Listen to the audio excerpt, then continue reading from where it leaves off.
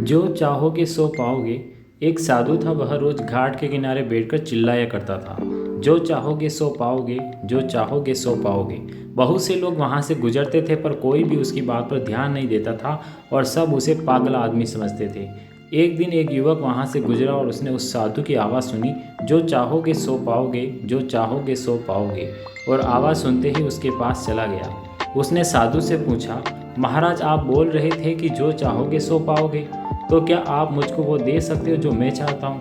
साधु उसकी बात को सुनकर बोला, हाँ बेटा, तुम जो कुछ भी चाहते हो मैं उसे ज़रूर दूंगा, बस तुम्हें मेरी बात माननी होगी। लेकिन पहले ये तो बताओ कि तुम्हें आखिर चाहिए क्या?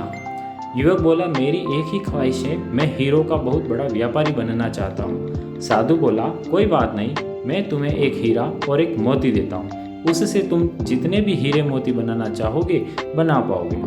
और ऐसा कहते हुए साधु ने अपना हाथ आदमी की हथेली पर रखते हुए कहा, पुत्र, मैं तुम्हें दुनिया का सबसे अनमोल हीरा दे रहा हूँ। लोग इसे समय कहते हैं। इसे तेजी से अपनी मुट्ठी में पकड़ लो और इसे कभी मत गंवाना। तुम इससे जितने चाहो उतने हीरे बना सकते हो। युवक अभी कुछ सोच ही रहा था कि साधु उसकी दूसरी हथेली पकड़ते हुए बोला, पुत्र, इसे पकड़ो, यह दुनिया का सबसे कीमती मोती है। लोग इसे धैर्य कहते हैं। जब कभी समय देने के बावजूद परिणाम न मिले तो इस कीमती मोती को धारण कर लेना।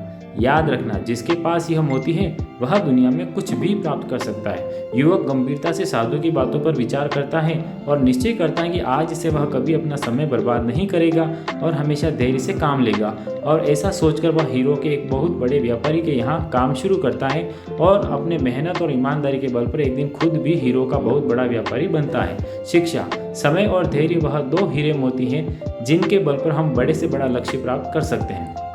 अतः जरूरी है कि हम अपने कीमती समय को बर्बाद न करें और अपनी मंजिल तक पहुंचने के लिए धैर्य से काम लें।